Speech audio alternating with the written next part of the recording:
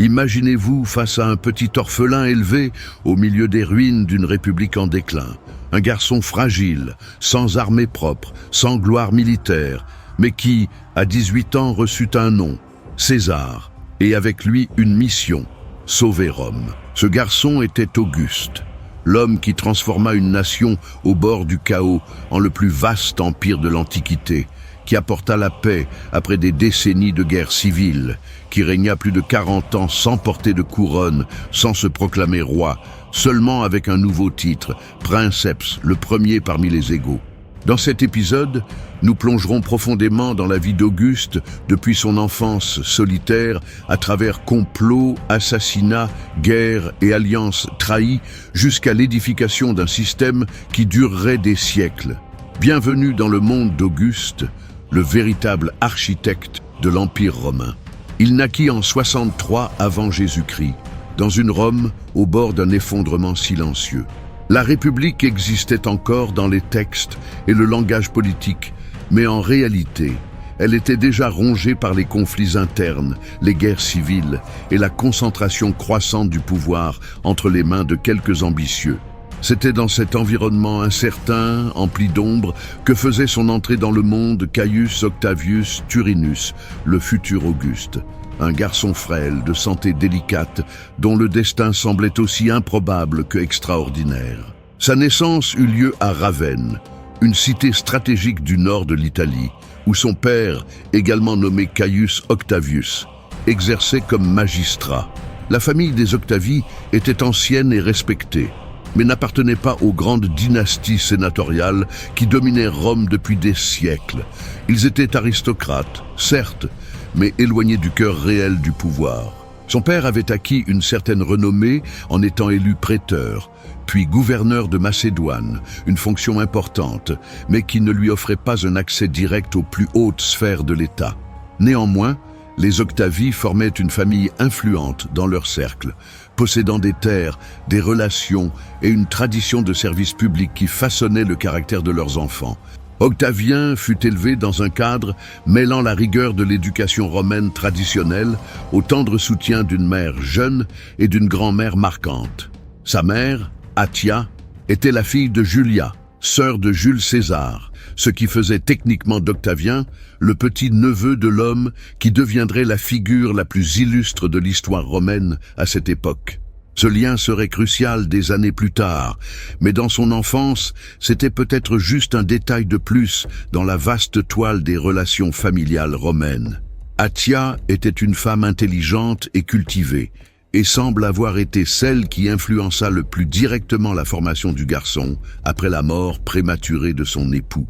Sa grand-mère, Julia, quant à elle, était une figure forte et charismatique, proche de César et profondément impliquée dans les cercles politiques de l'époque.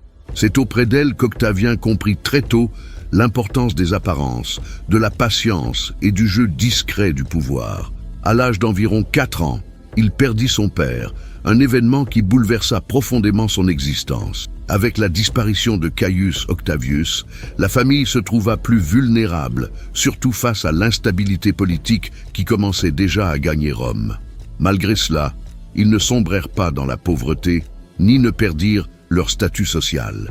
Au contraire, ils furent accueillis avec respect par les branches les plus puissantes de leur lignée. Et Octavien continua de recevoir une éducation soignée, adaptée à un jeune homme destiné, du moins en théorie, à une carrière politique. Sa formation fut intense et disciplinée, comme l'exigeait la norme romaine pour les élites. Dès son plus jeune âge, il étudia la grammaire, la rhétorique et la littérature grecque et latine, langues essentielles à tout prétendant au rôle de dirigeant romain.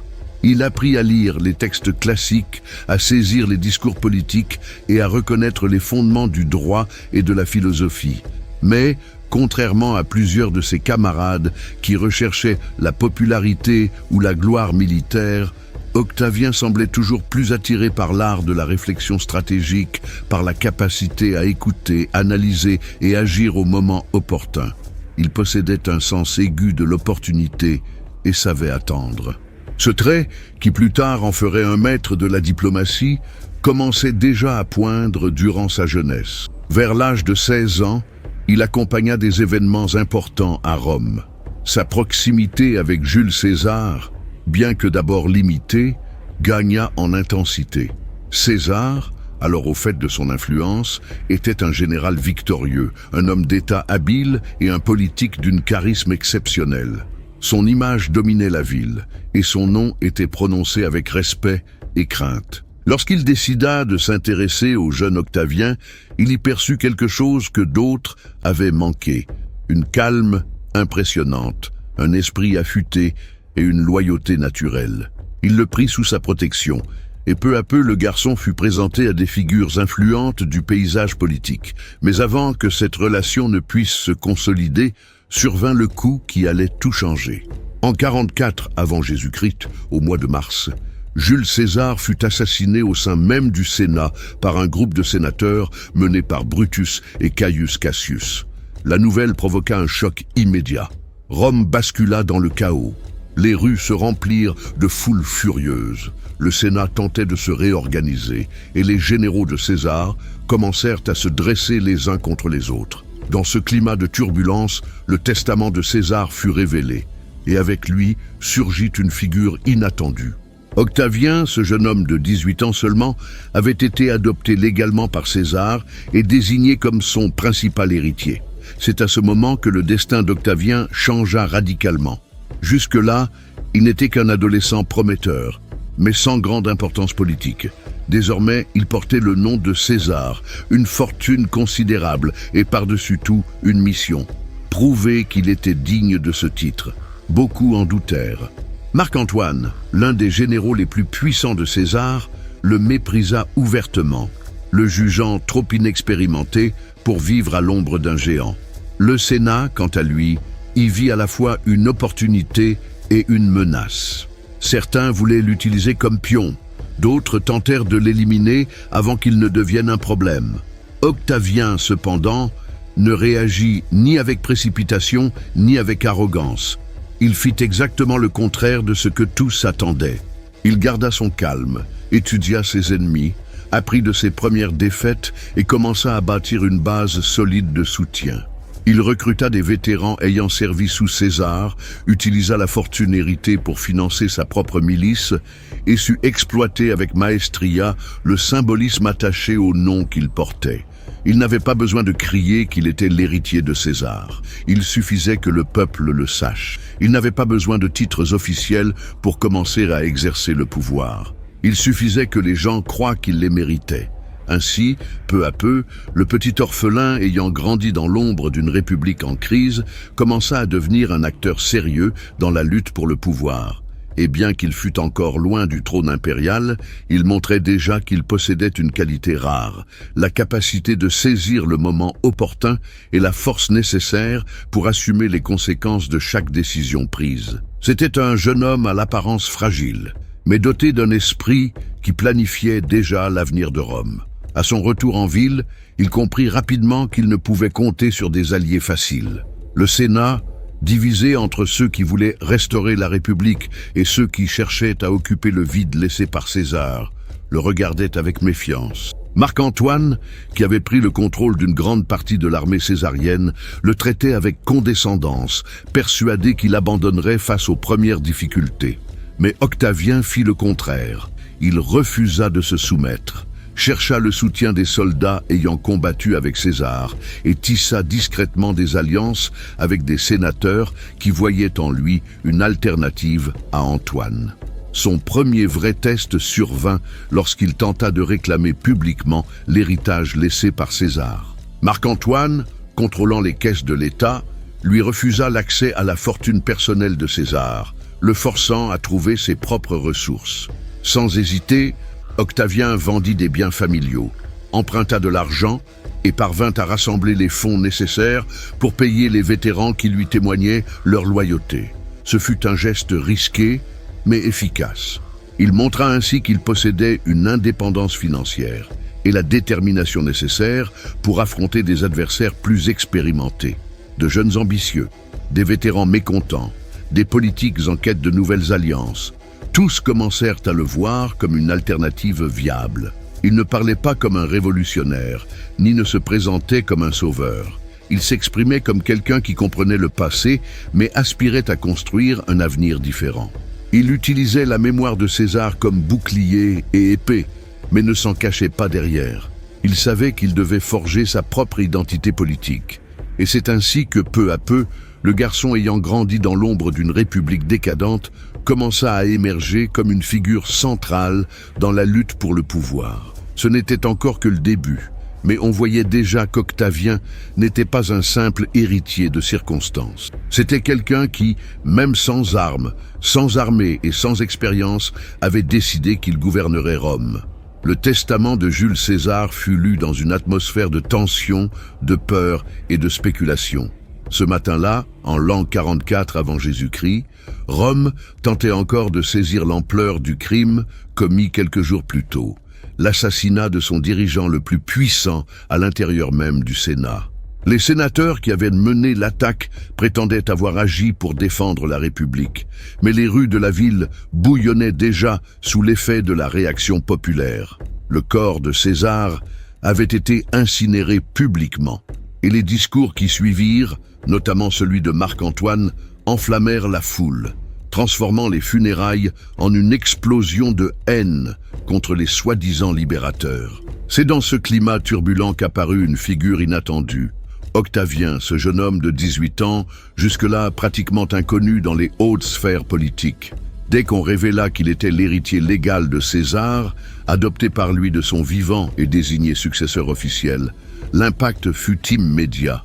Certains rirent, pensant qu'il s'agissait d'une cruelle plaisanterie du destin. Après tout, ce jeune homme n'avait ni armée, ni charge officielle, ni expérience militaire ou politique. D'autres, cependant, comprirent aussitôt qu'ils avaient affaire à quelqu'un de dangereux, même si, à première vue, il paraissait fragile.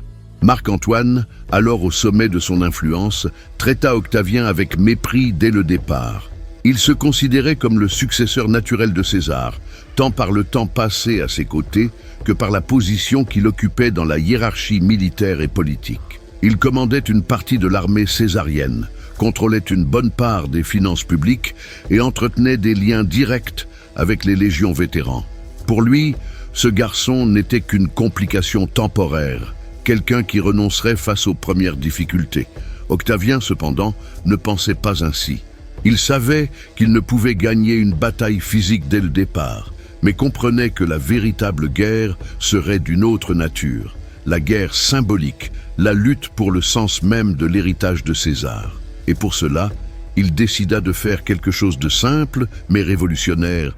Il prit le nom de César, non comme une imitation naïve, ni comme une manœuvre grossière pour gagner en popularité, mais délibérément comme une affirmation d'identité politique. Désormais, il ne serait plus seulement Octavien, le petit-fils de Julia. Il serait César, l'héritier légitime de celui qui avait conquis la Gaule, franchi le Rubicon et atteint l'apogée du pouvoir romain. Cette décision ne fut pas bien accueillie par tous. Beaucoup y virent de l'arrogance, d'autres une menace contre l'ordre établi. Mais le peuple, surtout les soldats ayant servi sous César, y vit une promesse de continuité. Après tout, si César incarnait la victoire, l'ordre et la force, qui mieux que celui qu'il avait lui-même choisi pouvait porter ce legs? Cette idée commença à se répandre lentement, mais avec des effets profonds. Des vétérans qui suivaient auparavant Antoine se mirent à observer avec intérêt le jeune homme qui portait le nom de leur ancien général avec une telle assurance. Mais la réalité politique était complexe et traîtresse. Octavien savait qu'il ne pouvait se contenter du seul symbolisme. Il avait besoin de ressources, de soutien réel, de bases concrètes. Il prit alors une série de décisions qui impressionnèrent même ses adversaires les plus sceptiques.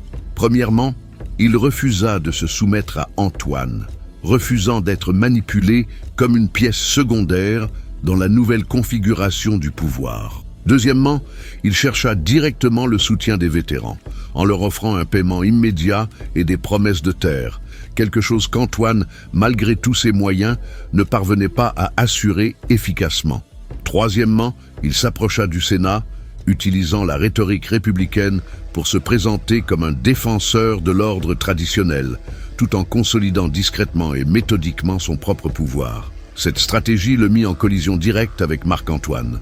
Le conflit entre les deux hommes prit forme, d'abord politiquement, puis militairement. D'abord par des alliances temporaires, ensuite par des affrontements verbaux de plus en plus violents, et enfin par des escarmouches et de petites révoltes dans différentes régions d'Italie. Le Sénat, initialement réticent à reconnaître le jeune homme comme un acteur sérieux, commença à le considérer comme une alternative viable à l'autoritarisme croissant d'Antoine. Un moment décisif survint avec la bataille de Munda, bien que celle-ci fût indirectement liée au conflit entre les deux. Pendant qu'Octavien consolidait encore ses forces, Antoine faisait face à des menaces provenant d'autres fronts, notamment des généraux ayant combattu aux côtés de Pompée durant la précédente guerre civile. Avec ses ressources dispersées, Antoine ne parvint pas à neutraliser pleinement l'ascension d'Octavien, qui profita du vide pour renforcer sa position. Chaque victoire diplomatique, chaque conquête de loyauté parmi les vétérans, chaque discours réussi rendait Octavien plus redoutable aux yeux de ses rivaux. Mais ce fut à Brundisium, après des mois de manœuvres stratégiques, qu'Octavien eut sa première grande occasion de prouver sa valeur. Il commanda personnellement la mobilisation des troupes et assura l'approvisionnement de ses forces, démontrant que, malgré sa jeunesse, il savait gérer les défis pratiques du commandement. L'habileté avec laquelle il organisa les ressources militaires et maintint la cohésion parmi ses officiers frappa même ses ennemis les plus acharnés. Il devint évident qu'il n'était pas seulement un nom hérité par hasard, mais un homme doté de vision, de discipline et surtout de patience. Il savait attendre, écouter, attaquer au bon moment ou reculer quand il le fallait. Et ces qualités, jointes au poids du nom de César, commencèrent à tisser une image presque mythique autour de sa personne. Il n'avait pas besoin de crier qu'il était digne de gouverner. Il suffisait que le peuple y croie spontanément. Ainsi, peu à peu, Octavien laissa définitivement derrière lui l'image du jeune inexpérimenté et commença à apparaître comme un véritable prétendant au pouvoir suprême de Rome. Son ascension n'était pas encore assurée, mais il était clair qu'il n'était pas un simple héritier de passage. C'était quelqu'un qui avait décidé qu'il gouvernerait Rome et qui ferait tout pour y parvenir. Dès qu'Octavien eut publiquement assumé le nom de César, il devint évident qu'il ne comptait pas rester une figure symbolique ou une voix isolée dans la lutte pour le pouvoir. Il était désormais un acteur majeur, et cela signifiait qu'il devrait assumer les conséquences d'être au cœur du jeu politique le plus périlleux de l'histoire romaine. Marc-Antoine, qui l'avait jusque-là sous-estimé, commença à le voir comme une menace réelle. Le Sénat, divisé entre ceux qui cherchaient à restaurer la République et ceux qui tentaient de combler le vide laissé par la mort de César, reconnut également qu'Octavien ne disparaîtrait pas de sitôt.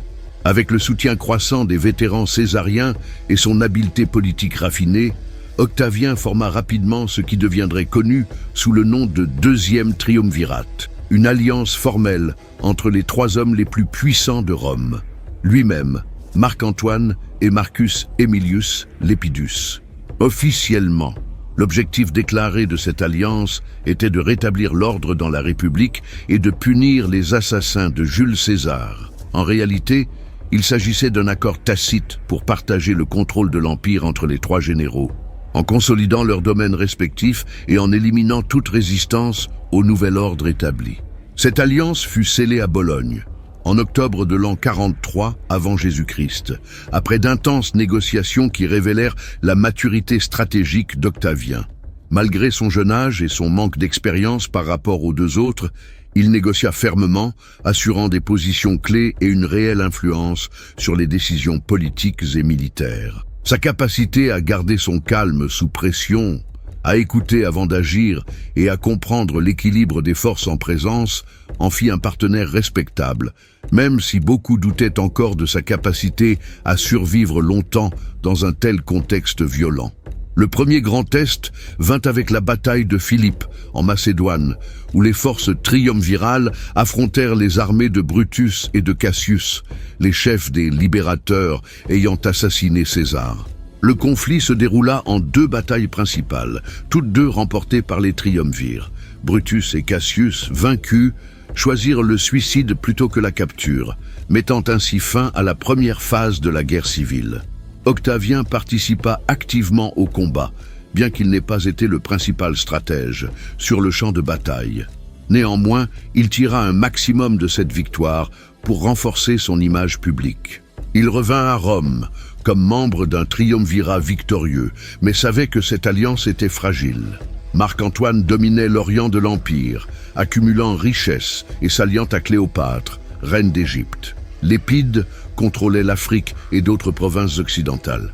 Quant à Octavien, bien qu'il eût joué un rôle crucial dans la défaite des assassins de César, il devait encore consolider son pouvoir en Italie même. Les premières fissures entre les triumvirs apparurent lorsque Marc-Antoine décida d'étendre son influence à l'Est, tandis qu'Octavien se concentrait sur la stabilisation de l'Occident. Leur relation se détériora progressivement. Antoine présenta Octavien comme un usurpateur faible, dépourvu de légitimité militaire et de charisme populaire suffisant pour gouverner Rome. En retour, Octavien mena une campagne de propagande dépeignant Antoine comme un homme corrompu par le luxe oriental, éloigné des valeurs traditionnelles romaines. La tension monta jusqu'à ce qu'ils en vinrent à un affrontement direct. En 31 avant Jésus-Christ, au large des côtes de Grèce, eut lieu la bataille d'Actium, l'un des événements les plus décisifs de l'histoire romaine. Les flottes de Marc-Antoine et de Cléopâtre affrontèrent les forces menées par Octavien et son général le plus fidèle, Marcus Vipsanius Agrippa. La bataille fut brutale et dura des heures, mais l'issue fut claire. Octavien sortit vainqueur.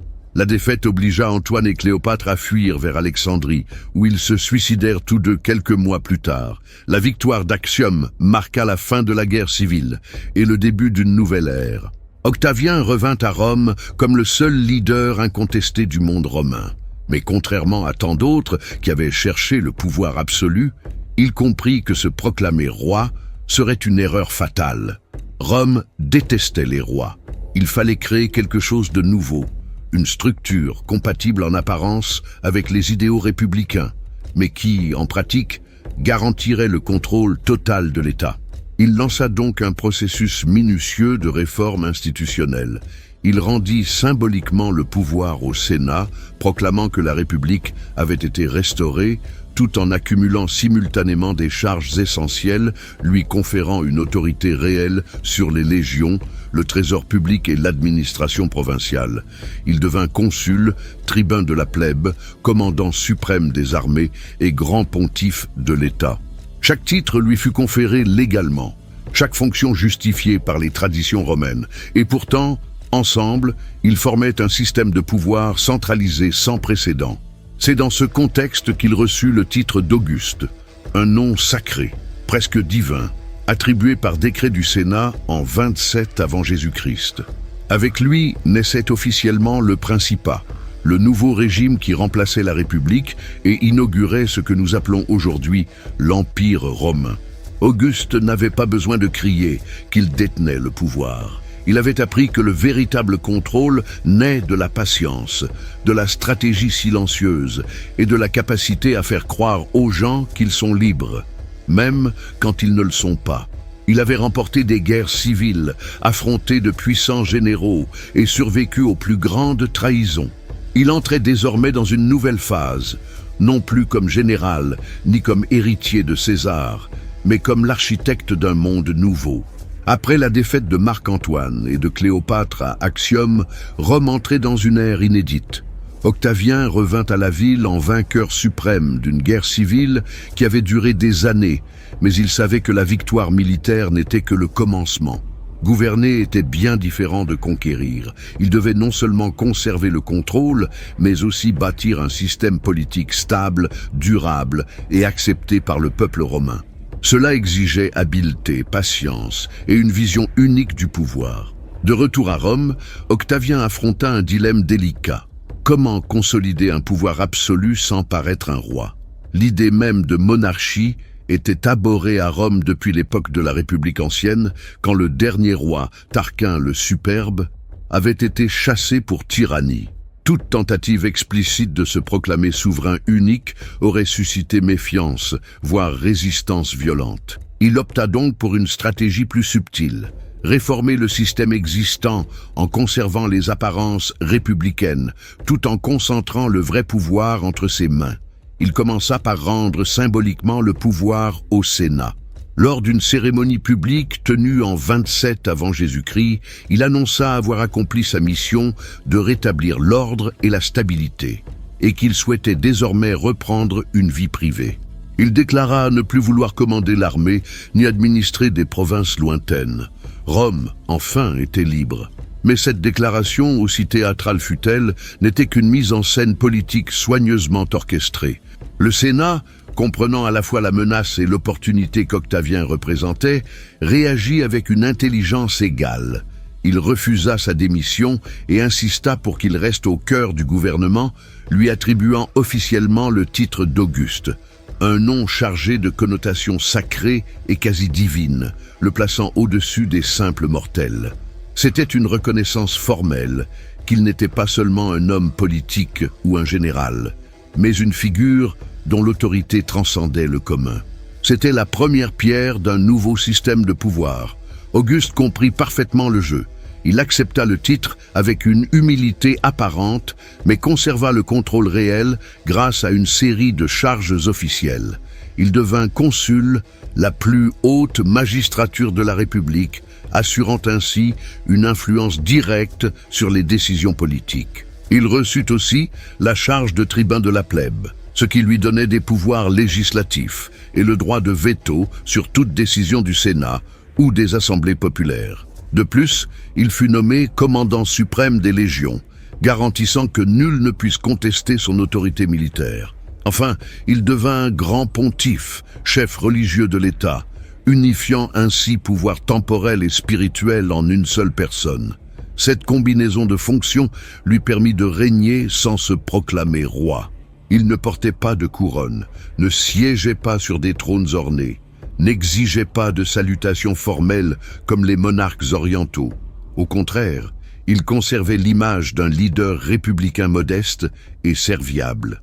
Il se présentait simplement comme le premier parmi les égaux, Princeps Senatus, d'où viendrait le nom de principate, le nouveau régime qu'il créait sous les yeux du monde. Mais bien qu'il préservât les apparences, Auguste n'hésitait pas à agir avec fermeté quand nécessaire. Il comprenait que l'équilibre entre tradition et innovation était essentiel. Il réforma l'armée, limitant la durée du service militaire et assurant que les légions soient fidèles à l'État, c'est-à-dire à lui-même. Il institua un système centralisé d'administration provinciale, remplaçant les gouverneurs corrompus par des hommes de confiance. Il établit un budget public plus efficace, réduisant le gaspillage et augmentant les recettes. Et surtout, il lança un vaste programme de construction qui transforma physiquement la ville de Rome. Il dira lui-même, des décennies plus tard, dans une phrase devenue célèbre, « J'ai trouvé Rome bâtie en briques, je l'ai laissée construite en marbre ». En effet, durant son long règne, Rome connut une transformation sans précédent. Les temples furent restaurés, les places publiques redessinées, les aqueducs étendus et de nouveaux forums érigés.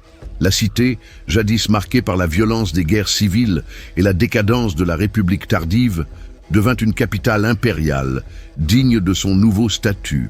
Au-delà de l'infrastructure matérielle, Auguste œuvra aussi à la reconstruction morale de la société romaine. Il observait avec inquiétude la montée de l'adultère, l'affaiblissement de la famille traditionnelle et la dépendance croissante aux esclaves dans les activités productives. Pour y remédier, il promulgua des lois encourageant le mariage, punissant les relations extra-conjugales et offrant des avantages aux citoyens ayant des enfants légitimes.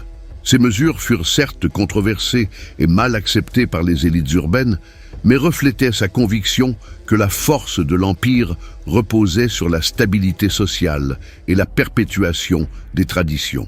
Il sut aussi employer l'art et la littérature comme outils de légitimation.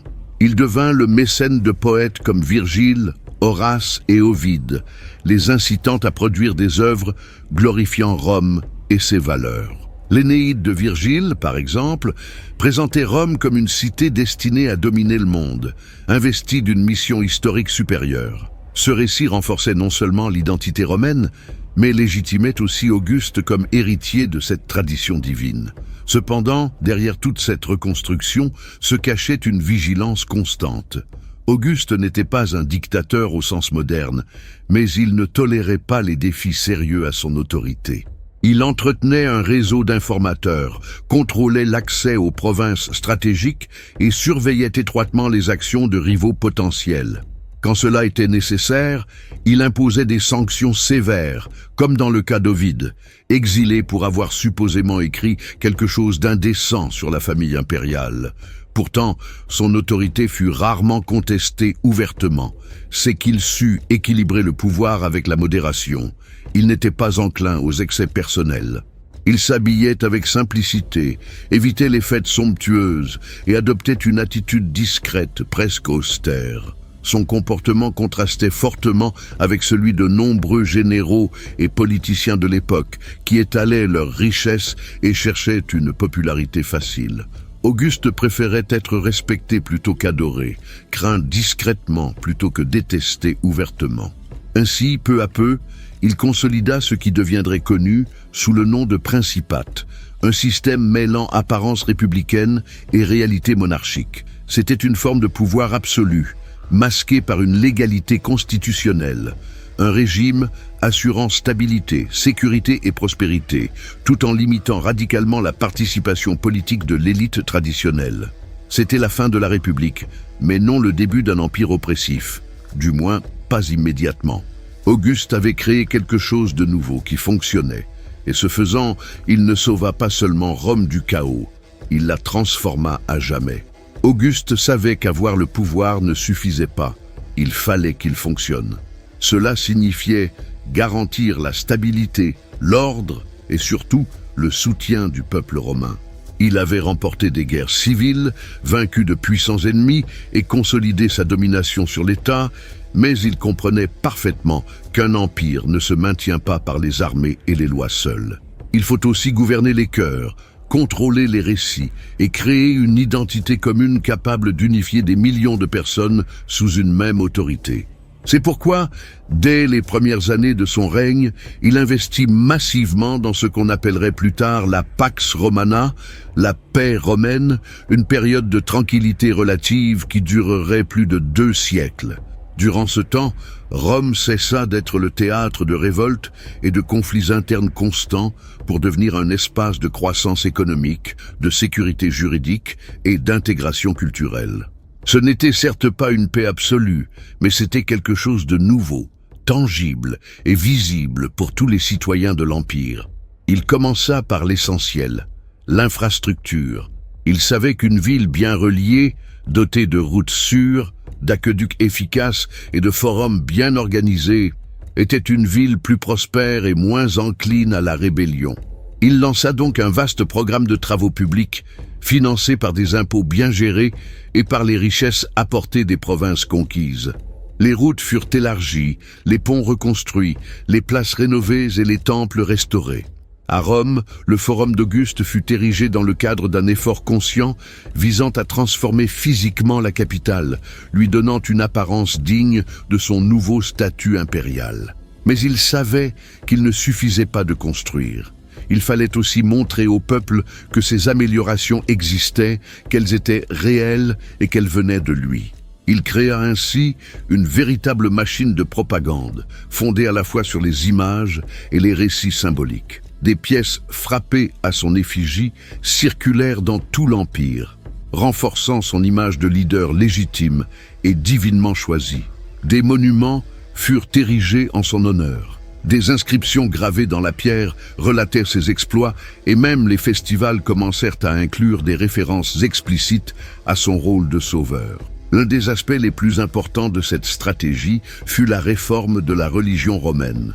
Auguste comprit que, pour maintenir le contrôle, il devait s'associer au sacré. Il promut le culte de sa propre personne en tant que semi-dieu, encourageant à le vénérer comme fils de Jules César, dont la divinité avait déjà été officiellement reconnue. Il institua des rituels, parraina des prêtres et réorganisa même la hiérarchie religieuse traditionnelle, veillant à ce que le système politique et le système divin avancent de concert. Parallèlement, il œuvra à la moralisation de la société.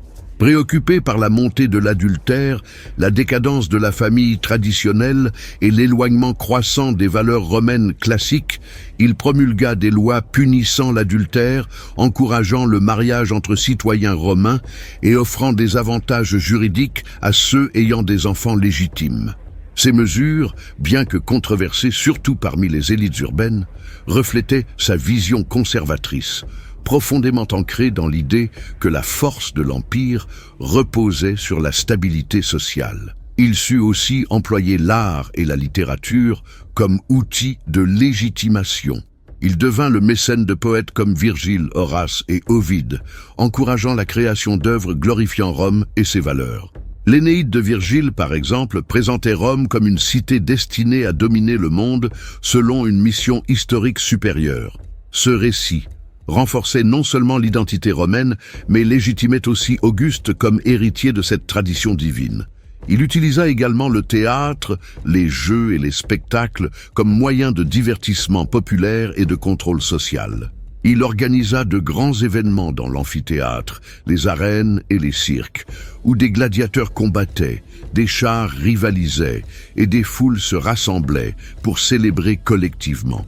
Ces spectacles servaient non seulement de distraction, mais aussi de démonstration de pouvoir, montrant que l'empereur disposait de ressources suffisantes pour offrir luxe et bien-être à la population. Mais toutes ces actions ne visaient pas uniquement les masses. Il traitait aussi les élites avec une attention stratégique. Il savait que le Sénat, même politiquement subordonné, restait une classe influente. C'est pourquoi il maintint l'illusion de participation, permettant aux sénateurs de conserver des rôles formels, tout en veillant à ce que les postes clés soient occupés par des hommes de confiance. Il réforma aussi le système provincial, remplaçant les gouverneurs corrompus par des administrateurs compétents et fidèles, ce qui améliora l'efficacité fiscale et réduisit le risque de révolte locale. Sa politique étrangère fut marquée par le pragmatisme.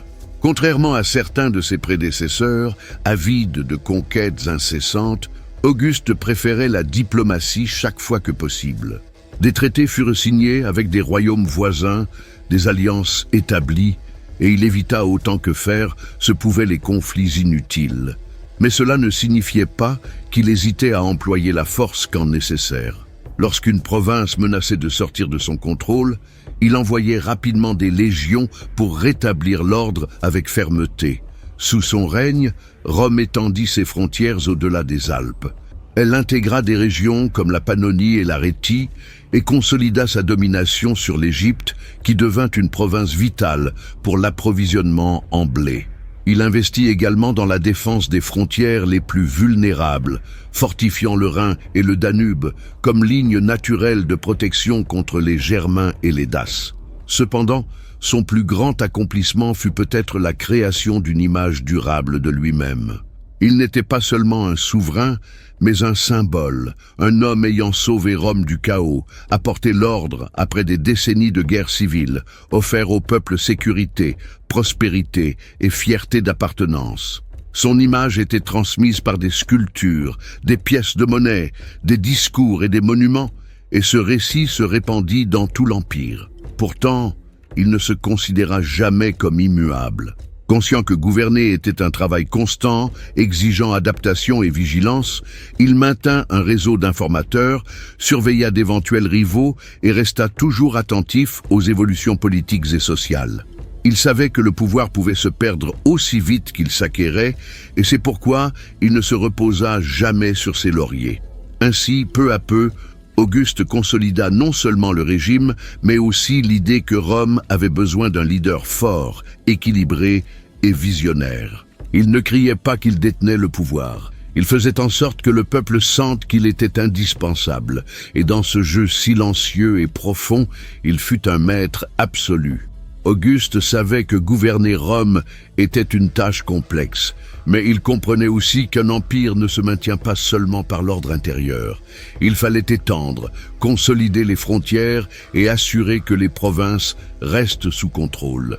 Ainsi, dès les premières années de son règne, il lança une série de campagnes militaires visant à élargir les limites du monde romain protéger ses frontières et éliminer les menaces réelles ou potentielles. L'un des premiers théâtres d'opération fut l'Espagne, où les tribus locales résistaient aux jougs romains depuis des décennies. Bien que Rome contrôlât déjà une grande partie de la péninsule ibérique depuis la Deuxième Guerre punique, des régions comme la Cantabrie et le nord de la Lusitanie restaient des foyers de révolte constantes. Auguste décida d'y mettre fin une fois pour toutes. Il envoya des légions bien entraînées et équipées, commandées par des généraux de confiance, et au terme de campagnes difficiles mais efficaces, réussit à soumettre ces peuples rebelles. La victoire en Espagne signifiait plus qu'une simple sécurité territoriale. Elle apporta des richesses en minerais précieux, notamment de l'argent et de l'or, renforçant davantage le trésor impérial. Parallèlement, il concentra ses efforts sur la Gaule, où la situation était différente. Rome y avait déjà une présence établie, mais la région nécessitait une plus grande intégration politique et économique. Pour cela, il encouragea la construction de cités romaines, de routes et d'aqueducs, noua des alliances stratégiques avec les chefs locaux et finança des festivals et des jeux destinés à forger une identité culturelle commune. Son objectif était clairement de faire de la Gaule une province modèle, économiquement productive et politiquement stable. Mais la plus grande conquête territoriale de son règne fut probablement l'Égypte. Après la défaite de Marc-Antoine et de Cléopâtre à Actium, Auguste marcha sur Alexandrie et déclara l'Égypte province impériale directe, administrée personnellement par lui. Cela garantissait l'approvisionnement en blé de Rome, un élément fondamental pour la stabilité de la capitale. De plus, l'Égypte devint une source immense de richesses grâce aux taxes sur le commerce et à l'exploitation de ses ressources naturelles. Avec l'Égypte sous contrôle, Auguste put se concentrer sur les frontières orientales de l'Empire. En Asie mineure, les défis étaient moindres, car la majeure partie de la région était déjà sous influence romaine depuis longtemps. Néanmoins, il réorganisa les provinces, établit de nouvelles routes commerciales et renforça les alliances avec des royaumes vassaux comme ceux de Commagène et de Galatie. Son but était d'éviter les conflits inutiles et de maintenir une ligne de défense contre le royaume parthe, l'un des plus grands rivaux de Rome à l'est. Toutefois, toutes les campagnes ne furent pas couronnées de victoires faciles. En Illyrie, une région montagneuse correspondant aujourd'hui à la Croatie et à la Bosnie, il affronta une guerre longue et difficile contre des peuples locaux qui résistèrent avec férocité. Les guerres illyriennes, comme on les appela, durèrent des années et exigèrent l'engagement de vastes contingents. Mais Auguste finit par stabiliser la région, assurant ainsi une route stratégique entre l'Italie et l'Orient. Un des moments les plus symboliques de sa politique expansionniste fut l'annexion de la Pannonie, une région le long du Danube, qui deviendrait l'une des frontières les plus importantes de l'Empire. Habitée par des peuples guerriers et hautement organisés comme les Pannoniens et les Daces, sa domination exigea des combats intenses, mais une fois pacifiée, la région devint une base stratégique pour de futures opérations militaires en Europe orientale. Malgré tous ses succès, il y eut un moment où Auguste comprit clairement les limites du pouvoir romain. Ce fut en Germanie. Après des années de campagne, il semblait que Rome allait enfin incorporer des territoires au-delà du Rhin. Mais en 9 après Jésus-Christ, l'une des plus grandes défaites de l'histoire romaine eut lieu, la bataille de la forêt de Teutoburg. 3 légions entières, sous le commandement du général Publius Quinctilius Varus, furent prises en embuscade par des tribus germaniques menées par Arminius, un chef local formé au sein même du système romain. La surprise fut totale, et les Romains furent anéantis. La nouvelle de cette défaite frappa Rome comme un coup de tonnerre. On raconte qu'Auguste aurait crié dans le désespoir « Varus, rends-moi mes légions !» Cet échec marqua un tournant. Jusque-là, Auguste avait étendu l'Empire avec succès, mais il voyait désormais clairement que tous les peuples ne voulaient pas être dominés, et que certains pouvaient résister avec une force impressionnante. Il décida qu'il n'était pas judicieux de poursuivre la conquête de la Germanie au-delà du Rhin. Il établit plutôt cette rivière comme frontière naturelle de l'Empire, la fortifiant de camps militaires et de postes avancés. Avec le temps, cette décision se révéla sage. Maintenir une frontière claire avec des légions stratégiquement positionnées était plus efficace que de combattre pour des territoires coûteux à conquérir et encore plus coûteux à administrer. Ainsi, le Rhin et le Danube devinrent les principales lignes défensives de l'Empire, résistant pendant des siècles aux incursions des peuples barbares. Tout au long de ce processus, Auguste maintint une politique équilibrée entre guerre et diplomatie. Quand c'était possible, il préférait traiter avec les chefs locaux, leur offrant des avantages en échange de leur loyauté. Quand c'était nécessaire, il usait de la force avec une brutalité calculée et choisissait toujours les hommes les plus aptes pour mener ses campagnes, notamment son vieil ami Marcus Vipsanius Agrippa, dont le talent militaire fut crucial dans plusieurs expéditions. Il dut aussi gérer les effets politiques et sociaux de ses conquêtes. Chaque nouvelle annexion signifiait davantage d'esclaves, de richesses, de terres pour les vétérans et d'opportunités commerciales pour les marchands romains. Mais cela impliquait aussi plus de pression sur les systèmes administratifs, plus de besoins en contrôle et plus de risques de révolte. Pourtant, à la fin de son règne, la carte de l'Empire romain était nettement plus vaste qu'auparavant. De l'Espagne à l'Égypte, de la Gaule à la Pannonie, Rome était devenue une véritable superpuissance mondiale. Et tout cela avait été accompli sans qu'Auguste n'ait eu besoin de se proclamer roi.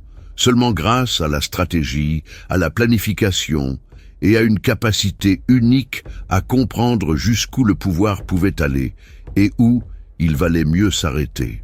Auguste régna sur Rome pendant plus de 40 ans, mais peut-être son plus grand défi ne vint-il ni des champs de bataille, ni des salles du Sénat, mais des murs même de sa propre maison. Car bien qu'il eût dominé le monde connu, il ne parvint jamais à contrôler pleinement ceux qu'il aimait. Sa vie familiale fut marquée par des tragédies, des déceptions et des conflits qui façonnèrent profondément sa vision du monde et son style de gouvernement. Il se maria 2 fois au cours de sa vie, mais ce fut son second mariage, avec Livia Drusilla, qui devint l'une des relations les plus influentes de son existence. Livia était une femme intelligente, ambitieuse et profondément politique. Issue d'une ancienne et respectée famille romaine, elle était déjà mariée à Tiberius Claudius Nero lorsqu'elle rencontra Auguste. Leurs chemins se croisèrent durant l'une des périodes les plus tumultueuses de la guerre civile, et des rumeurs circulèrent bientôt qu'il en était follement épris. On dit qu'il la pressa de divorcer de son époux alors qu'elle était enceinte, afin de l'épouser avant même la naissance de son fils. Quelle que soit la vérité derrière ces ragots, il est certain que Livia devint une figure centrale à la cour impériale.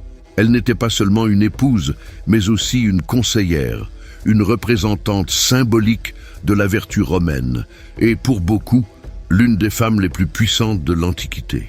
Contrairement à d'autres épouses de dirigeants romains, généralement reléguées dans l'ombre, Livia exerça une réelle influence sur les décisions politiques et demeura constamment aux côtés d'Auguste, tant en public qu'en privé.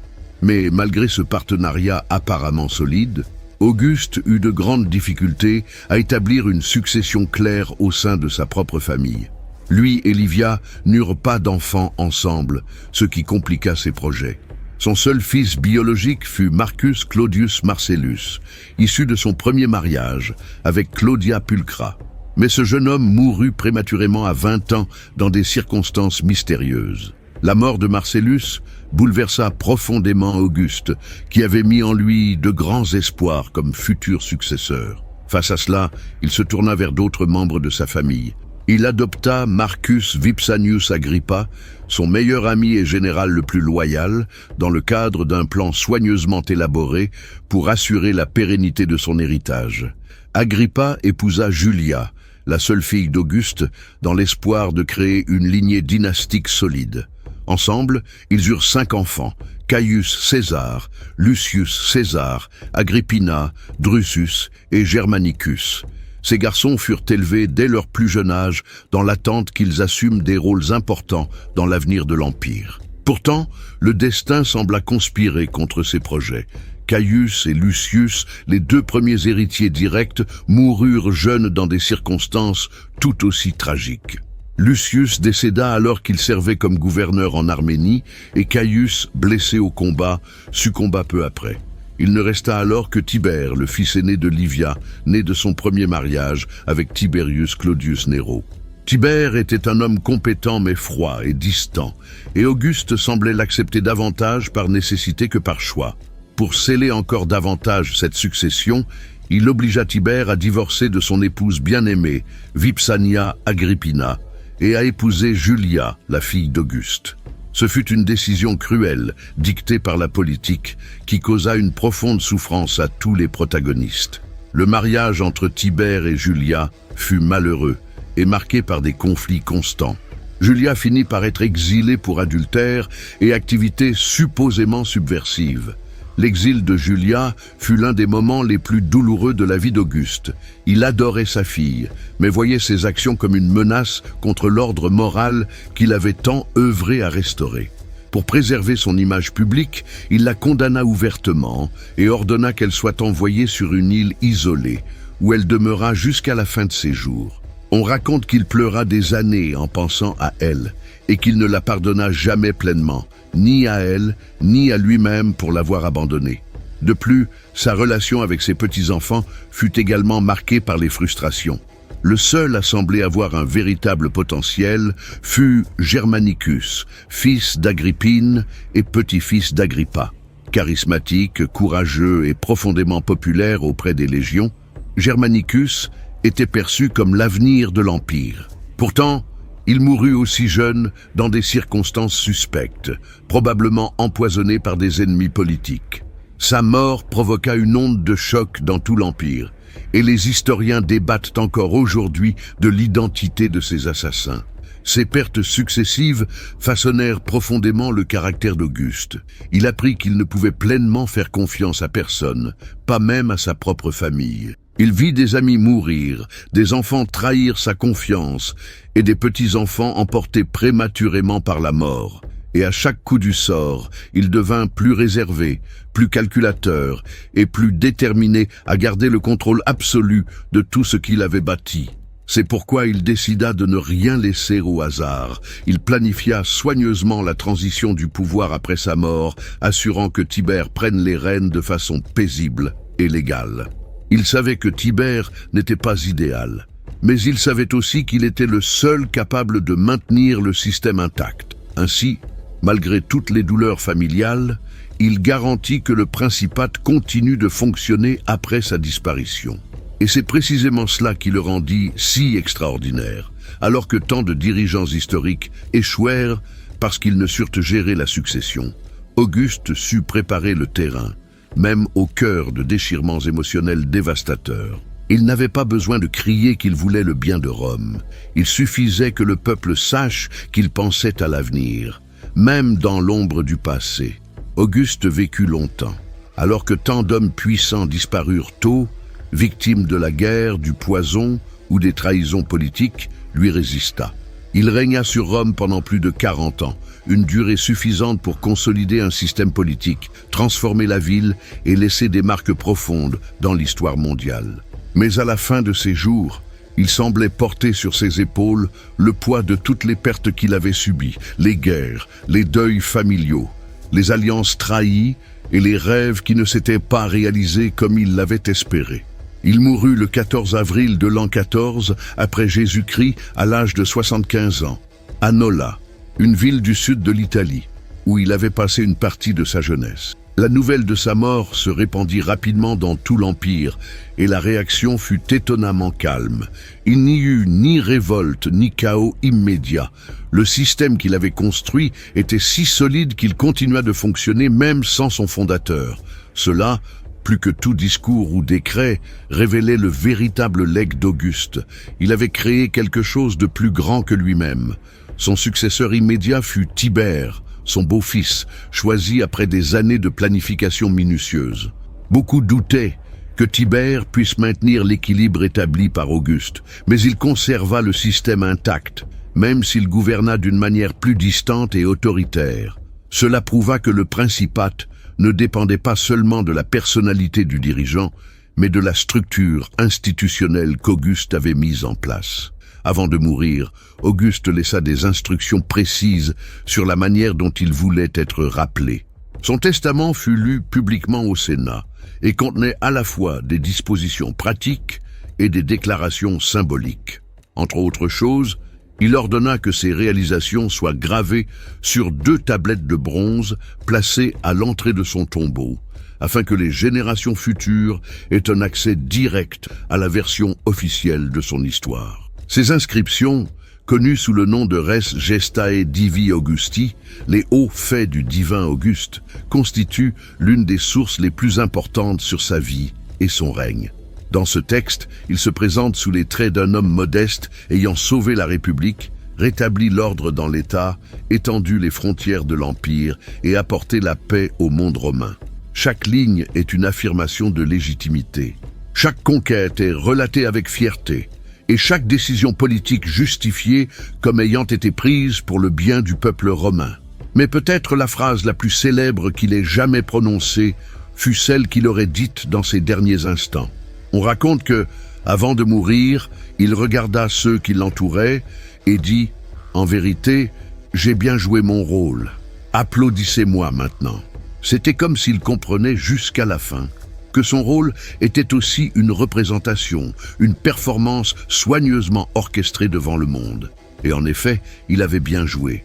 Il avait été acteur, metteur en scène et producteur d'une Rome nouvelle. Après sa mort, il fut divinisé par le Sénat, devenant Divus Augustus, le dieu Auguste.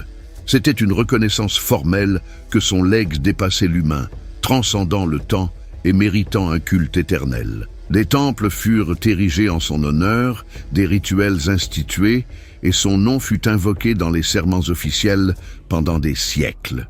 Pourtant, paradoxalement, il semble avoir été moins célébré que d'autres empereurs postérieurs. Alors que des noms comme Néron, Caligula, Trajan ou Constantin sont encore largement reconnus aujourd'hui, beaucoup ignorent qui fut Auguste, bien qu'il ait été le premier, et pour beaucoup, le plus grand, des empereurs romains. Cela s'explique par plusieurs facteurs. L'un d'eux est qu'il régna sans scandale flagrant, sans excès extravagant, sans assassinat spectaculaire, ni tragédie publique. Sa vie ne possédait pas les éléments sensationnels qui attirent généralement l'attention populaire. De plus, il sut effacer si habilement les frontières entre monarchie et république que beaucoup ne réalisèrent même pas qu'il était en train de créer un nouveau régime. Il ne portait pas de couronne, ne se proclamait pas roi, et c'est pourquoi certains sous-estimèrent son importance historique. Pourtant, il suffit de regarder le monde moderne pour voir l'empreinte qu'il a laissée. Le système de gouvernement centralisé, l'idée d'un leader fort mais légitimé démocratiquement, l'accent mis sur l'ordre et la sécurité publique, tous ces concepts trouvent leurs racines dans le modèle qu'Auguste élabora. Même le nom du mois d'août est un hommage à lui, preuve que sa mémoire demeure vivante, bien que souvent silencieuse. Si l'on compare Auguste à d'autres grands dirigeants de l'histoire, on trouve des parallèles intéressants. Comme Dom Pedro, dernier empereur du Brésil, il sut gouverner avec modération, évitant les conflits inutiles et privilégiant la stabilité. Comme Napoléon Bonaparte, il sut réformer les systèmes anciens et créer de nouvelles formes d'organisation politique et militaire. Et comme Septime Sévère, un autre souverain remarquable de l'Antiquité, il chercha toujours à agir avec justice et à éviter l'usage arbitraire du pouvoir. Mais peut-être la plus grande leçon que nous pouvons tirer de son histoire est celle-ci. Le véritable pouvoir n'a pas besoin d'être crié. Il peut être silencieux, calculé, discret, et pourtant transformer le monde. Auguste n'avait pas besoin de couronne pour régner. Il n'avait pas besoin de discours enflammés pour être entendu. Il suffisait que le peuple sache qu'il était là, qu'il pensait à l'avenir, qu'il avait reçu Rome faite de briques et l'avait laissée faite de marbre. Et il suffisait qu'il conserve son calme, décennie après décennie, même face aux plus violentes tempêtes. Ainsi, au terme de son parcours, il laissa derrière lui non seulement un empire, mais aussi une leçon de leadership, de stratégie et de propos. Car il ne régna pas par hasard. Il régna parce qu'il comprit dès son plus jeune âge que le destin du monde pouvait reposer entre les mains d'un petit orphelin, né sans gloire, mais doté de la capacité de rêver grand. Et c'est précisément ce qu'il fit. Si vous avez aimé, abonnez-vous à la chaîne pour recevoir de nouvelles histoires et dites-nous en commentaire quel personnage vous aimeriez voir ici sur la chaîne Imperadores. Si vous avez aimé cette histoire, abonnez-vous, likez et laissez votre commentaire. C'est la chaîne Imperadores. À bientôt.